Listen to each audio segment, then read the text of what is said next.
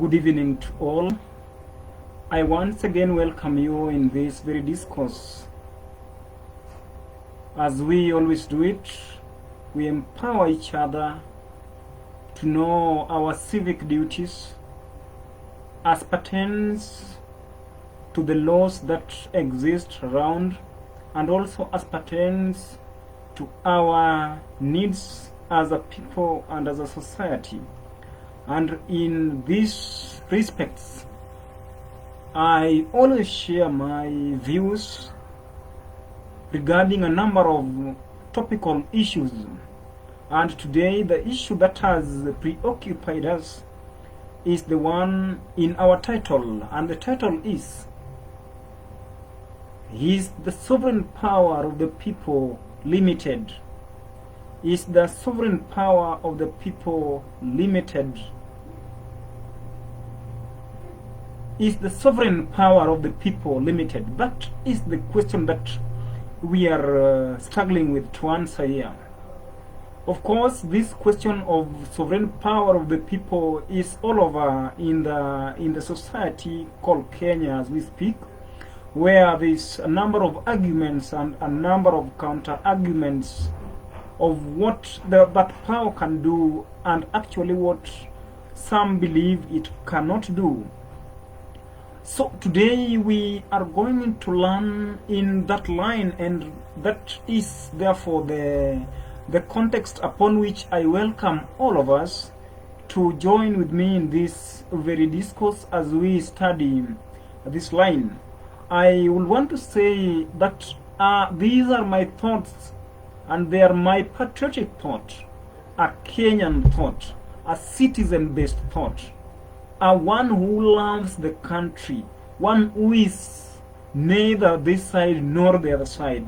I am in my side as a citizen, my side as one who will want the lives of our people and of everybody else to be improved. And that is why what I've always known from the time I've always been alive, and I've always known that there is something called governance, and there's something called constitution, and there's something called people. I've always known that people believe in the constitution. There's a lot of acclimatization to the constitution that Kenyans gave unto themselves. Everybody else in all segments of the society and in all sectors of this society called Kenya believe in the law. Therefore, my focus is always in this law that we gave unto ourselves. I've always read it as a citizen, only to understand some of its fundamentals, and from that, therefore, that will inform what I will share today. My thoughts will remain my thoughts. They can be subjected to challenge. It is accepted, but the reality that will remain, nevertheless, that they are my own views on these topical topics that I've always engaged to engage the people. So the question today is the sovereign power of the people limited? Is it limited? If we talk about limited, we mean that is there an extent it cannot go? Is there an extent this power cannot go? That is the meaning of is it limited? Is there an extent the sovereign power of the people cannot go? But before we delve into that question, we have to analyze the article where these statements are therein contained. The statement of sovereign powers of the people in respect to running the government is premised or are recorded in Article 1. Article 1, Clause 1 and 2. That is where those words are written. And if you check the scripture, the words that started in the scripture, I will use this analogy to help us understand what I'm yet to say here. the Bible was written in the same chronology, I mean, that the framers of this law we are acclimatized to mimic, so that the framers of the law mimicked the chronological writing style that the writers of the Bible followed. And in that Bible, therefore, the starting statements becomes always very significant in each and every Bible book. And because the Bible starts with the book of Genesis, there is statements that starts there, that in the beginning God. In the beginning God is a very critical statement in the entire message of the Bible from Genesis to Revelation, because then it brings the aspect that that Bible is premised on a superior being. Let me just say this that way. It is premised, or its teachings are based on a superior being called God. So that it says in the beginning God. Then it went ahead and say in the beginning God created. So that to mean that only God existed in the beginning. Nobody else existed. So that everything that thereafter came to be came from the supreme being which existed earlier, God. So that is the similitude upon which the framers of the law mimicked, so that they said that in their first article, they said that all sovereign powers belong to the people and will be exercised only in accordance with this very constitution. That was very great. And if at all there's any other statement where I've always accoladed the works of those people who framed that law, that statement, they won my accolade. They won my accolade there. So that they said that all sovereign powers belongs to the people of Kenya and shall be exercised in accordance with this law. Then it continues in article clause 2 to say that the people can either exercise their sovereign powers directly starts, or indirectly through their elected leaders. What comes first becomes the most invaluable than what comes second. So that those framers of the law knew that because the sovereign powers belong to the people of Kenya, therefore these people can exercise these sovereign powers first directly, or if they so wish, I think that is what that statement should mean then, if they so wish, they can delegate their power, to mean power is them holding the people. So if they so wish, they can delegate that power to another person. It is simple. It is simple as this. Your expertise in a particular field, for example, you are an expertise in a particular field and you are the one who has all the skills and all the knowledge needed in that field. Then you decide to train another person who can do it on your behalf. But all the skills, all the tools, all the materials, you are the one who is giving. So that whoever you've sent will be doing, you are the one who is doing that thing through them. Because then you are the sender. You sent them to do that for you. That is the context also there. To mean the powers to make governance is in the hands of the people, and that is why then the people vote in leaders into positions of leadership.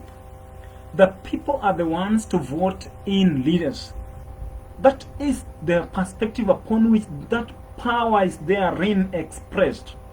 That for anybody to rise into any public office, they must be voted by the people. That is the first indication of how this power is very important. Nobody can ascend to any office without the people vote them in. So that is power that way. So whatever they are going to do, they are going to do that for the people who sent them there, not for themselves. So it is the people, therefore, to decide, as it has been always, to reward them through salary, to reward the work that they've done on the behalf of the people who holds all the sovereign powers. So the people decides to reward, to appreciate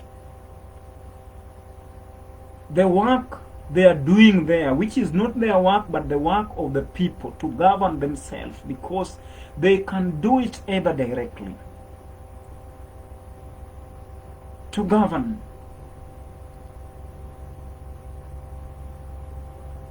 That is the context upon which I want us to understand these sovereign powers in my own understanding. And I believe that those people understood it the same way. The same way. So what we are analyzing, is this power limited? Is there an extent it cannot go? Is there an extent the sovereign powers of the people as recorded in Article 1, Clause 1 and 2, is there extent it can't reach? That is our question. As I said earlier, friends, the scripture starts with, in the beginning, God. God created. Meaning, you can't remove God from the existence from the existence of this world. And you can't talk about creation without referring back to God. So that if one is to talk about creation, or if one is to talk about the existence of this world and of this earth, then they must base their argument on the words which were written in the scripture, that in the beginning, God. That is the perspective upon which one is to understand the existence. You have to refer back to God. Meaning also here, in the same manner here, if the people hold the sovereign powers with them,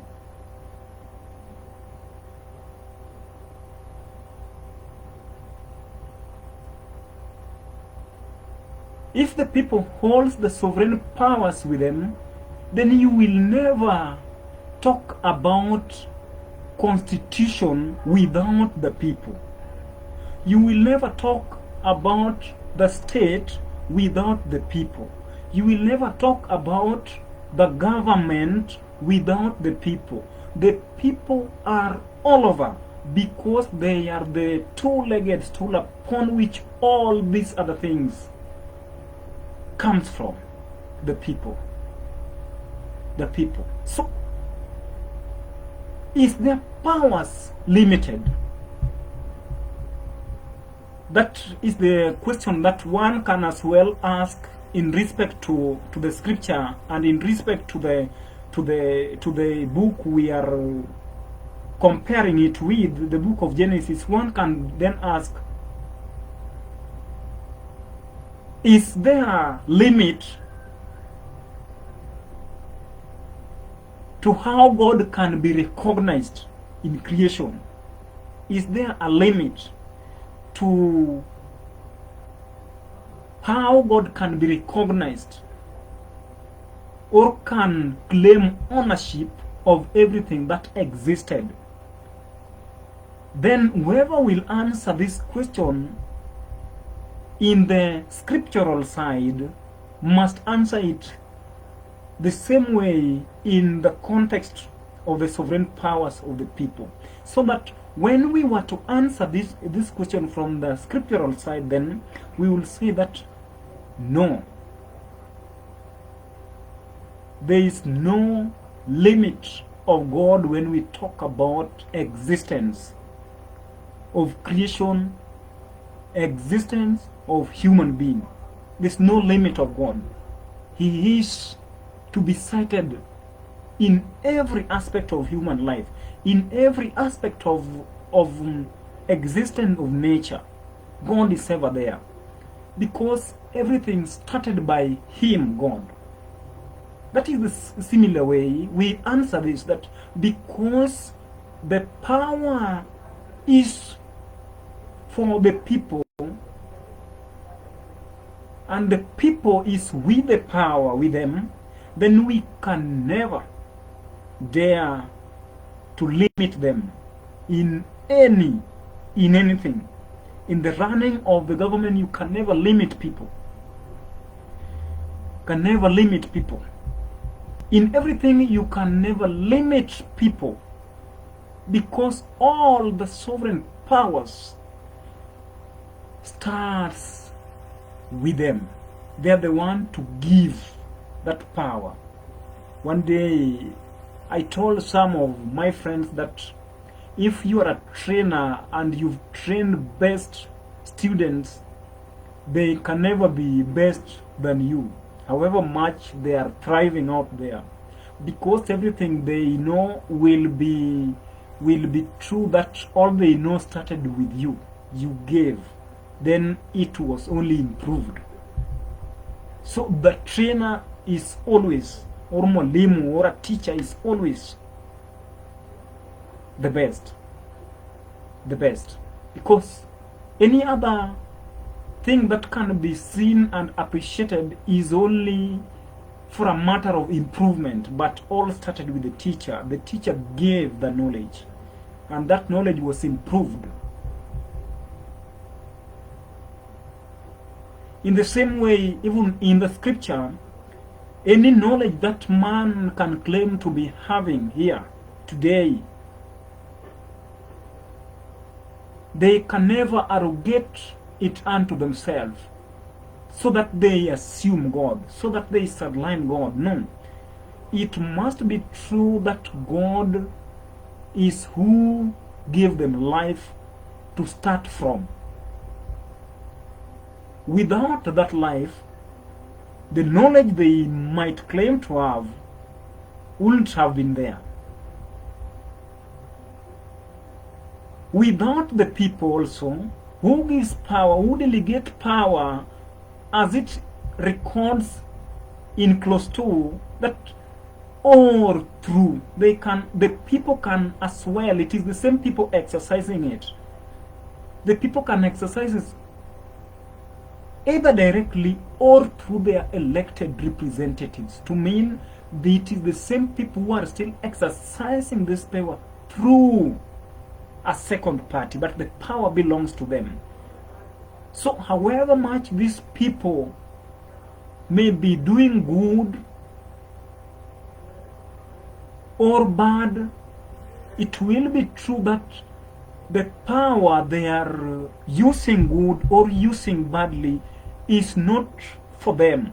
It's not their power, it's the power of the people.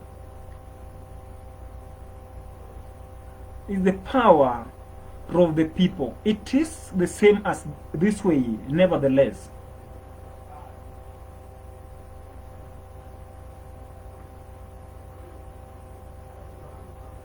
A child who is born in a wealthy family is misusing the resources, financial resources of the father.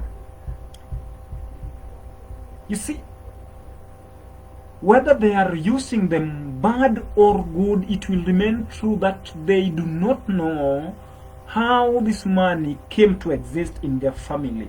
To mean the money is for their parents, not theirs. So it is their responsibility to use it according to how the parent wants, because money is for the parent.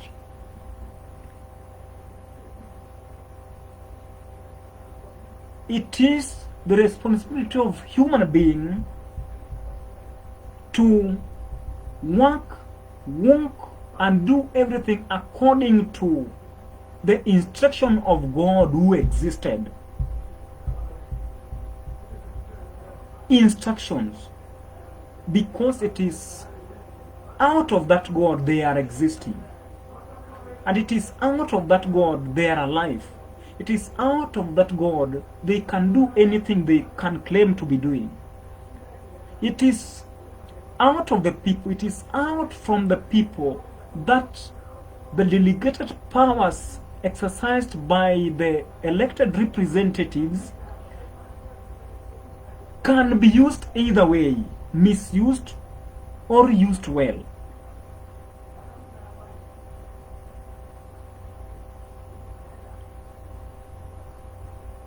Now, I'm doing a comparative analysis here on a number of concepts so that we can understand, but then I've stopped to concentrate on this one before you lose me or I lose you.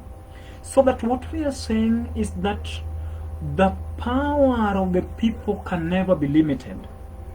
It is a power that runs independently.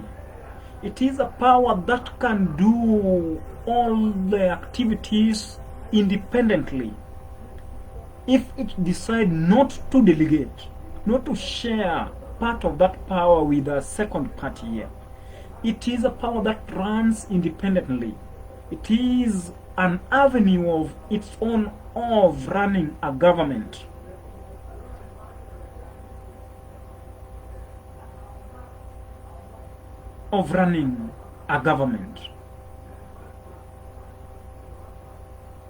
That, if you may, is another concept upon which one is governing himself. Their family, they are governing their family. Their groups, they are governing their groups. They don't call the elected people to come help them govern their families. They don't call the elected leaders to come tell them how to govern their small groups in the village. They don't call the elected leaders to come tell them how to govern themselves and their lives. To me, this is an independent avenue that can be pursued to better the life of an individual who is governing himself over people who are governing themselves using their own power. The power that is independent, the power that has not been delegated. It is an independent avenue that was given by the framers of the law. So when we are talking about the sovereign powers of the people in the context at which I hear it in this society today, it should be understood that this power is an independent power. It is a power which I've named in my book, which is soon out, which I've named, it is the absolute power to make, to remake, to amend, and to transform the life of an individual, of a people, using their own means they deem right at any particular time. So it should be understood that this is an independent avenue. In fact, there is only two avenues in the running of a government. The independent avenue, which is the sovereign powers of the people, or the indirect avenue, which comes from the independent avenue. In cases when the independent avenue of sovereign powers of is delegated, therefore, to the second avenue. Many cases and many instances in Kenya, Kenyans have always opted for the second avenue in the running of their government, the delegated powers to MCAs, to MPs, to senators, to governors, to president, to deputy president, to women rep, and such like.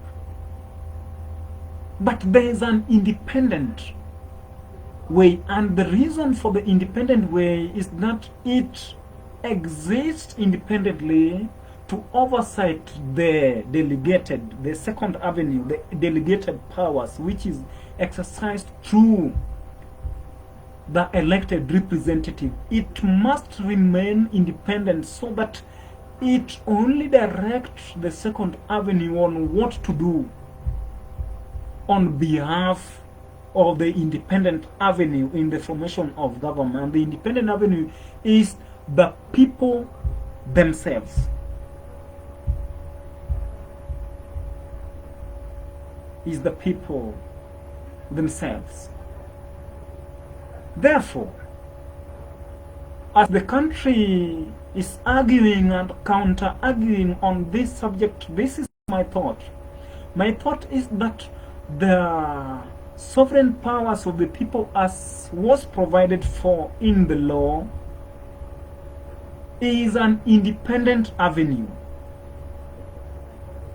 of forming government, of amending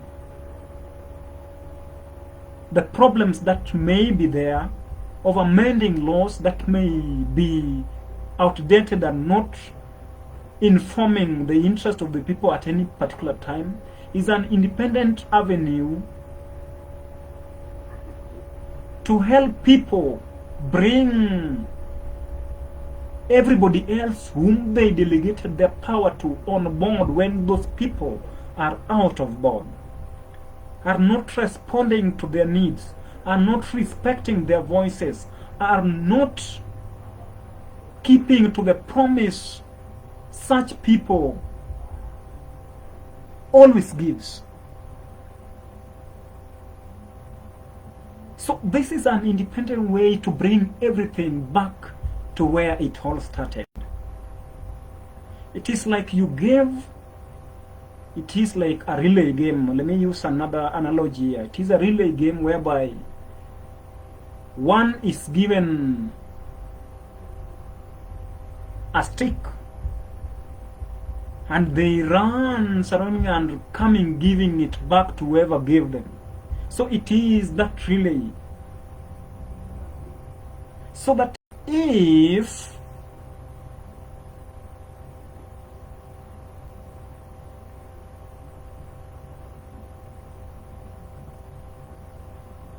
the elected leaders who enjoy the delegated powers have refused to listen to the people who gave them the mandates and the powers to represent them in any office in the society, then the people have all their independent power to bring them back on board, to tell them, you see, you are there because I made you be there.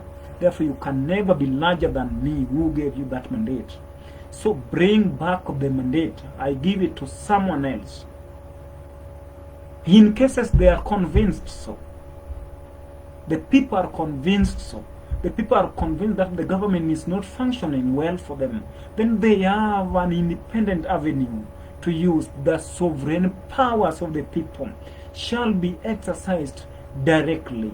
Directly is an independent avenue which runs as a salt, runs as a referee, checking who is doing a rough game and who is on the right side. It is that power that can amend everything.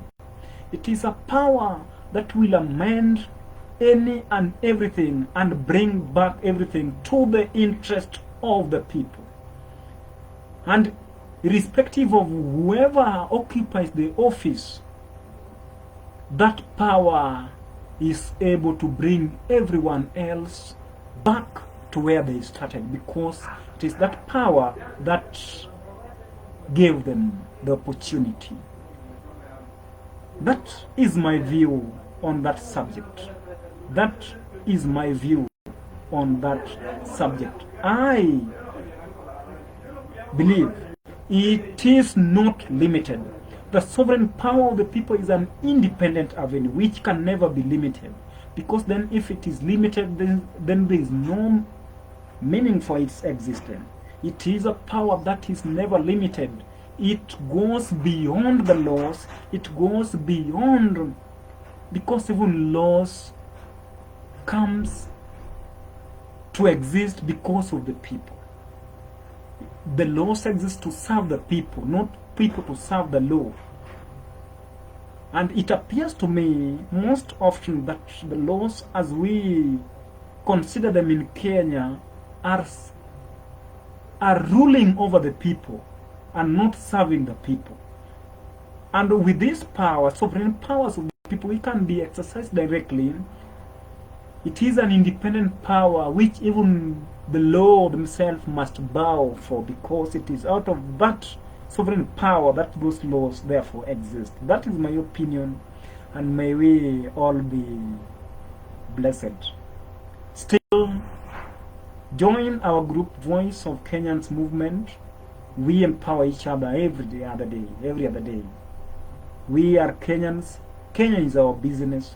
We shall share our thoughts, which is an independent view, not aligned to any side of politics, our own view in respect to building our society. Thank you for today.